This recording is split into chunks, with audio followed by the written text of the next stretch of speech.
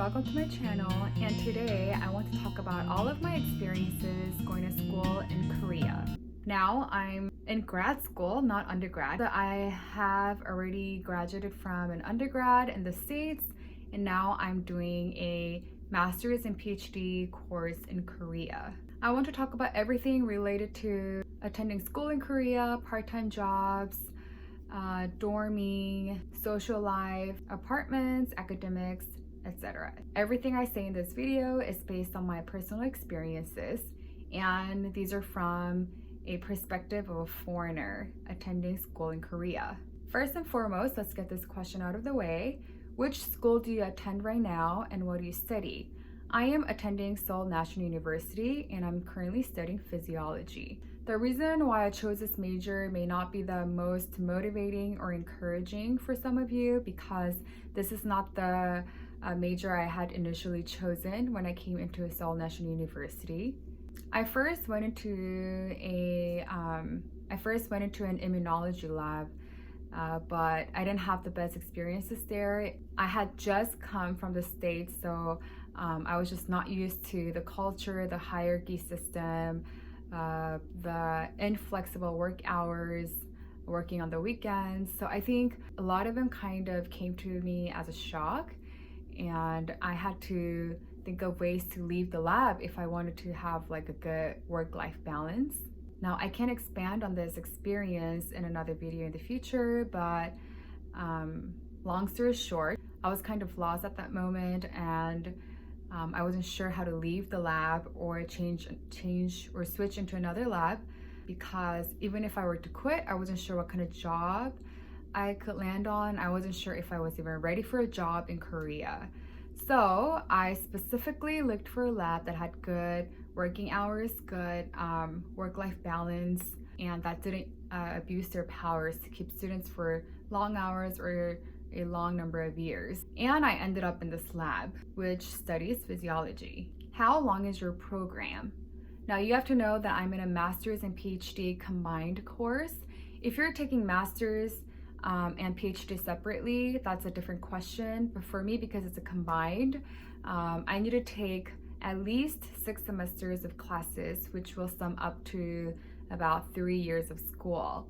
Now, in my field of study, in biomedical science, finishing classes doesn't really guarantee you an exit out of school or a graduation, because you have to qualify to receive this master's or PhD, which can consist of publishing a paper in a journal with good impact factors, or being a first author in some kind of journal on top of finishing classes.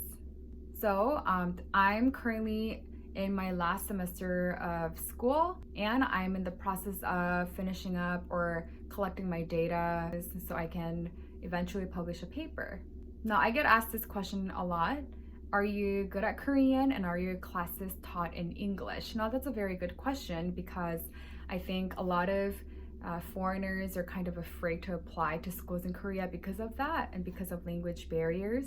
Yes, I say I'm pretty good at Korean because I grew up in a Korean family.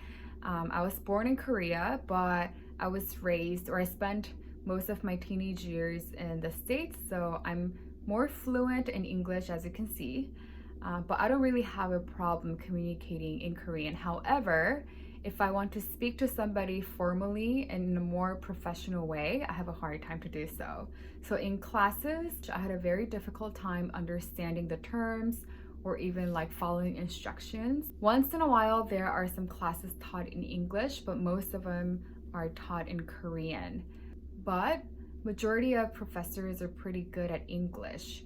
So if you want to communicate with them, it wouldn't be a problem. And if you personally ask them to provide you exams in English, they will do so for you, and you can also answer in English as well, and they will accept them, which is what I did.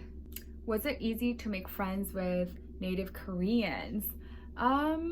Yes and no, because when I first came into class, or when I first came into school, and when I first came to Korea, one of my goals was to really immerse myself into the culture but it was very difficult.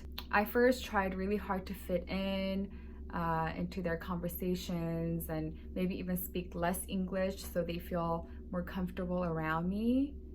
But even though we were all Koreans, because we grew up with such different backgrounds, it was quite difficult. And some of these native Korean friends I have also told me that it wasn't very easy to approach me at first.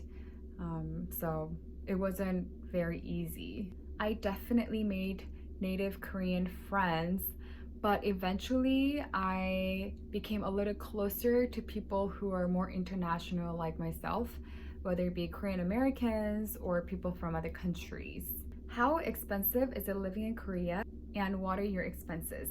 Now this kind of depends on person to person and how much you go out on a daily basis.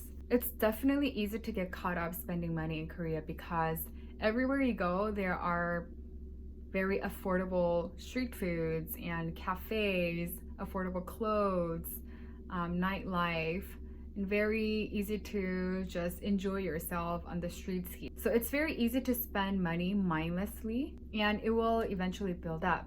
Now for me, how I managed my expenses or my finance was during the week, I ate very minimally and I didn't really go out much. I usually just stayed at school.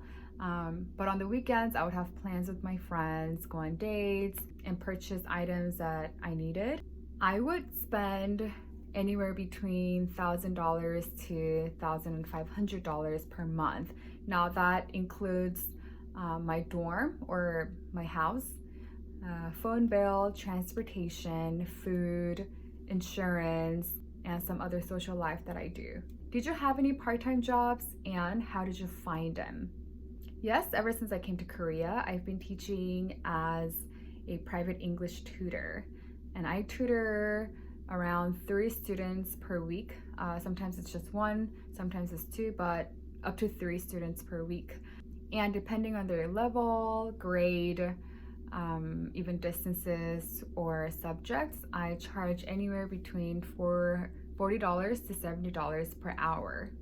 Now, it's not very difficult. It can be easy relatively, but it can be very time and energy consuming because I have to travel myself. So after a full day of lab, I would get on the subway or a train to go to my destination, and they can take anywhere between 30 minutes to an hour, and then teach for an hour and travel back home. So I would spend around 2 hours on transportation and 1 hour teaching. So when I come home, sometimes it's like 9 p.m., sometimes even 10 p.m., and I get pretty tired. Yes, it is tiring, but it can be rewarding sometimes, and the pay isn't too bad. Differences between dorming and living on your own. There are many options and there are many places you can live in Korea, and I know that many international students tend to live in the dorms.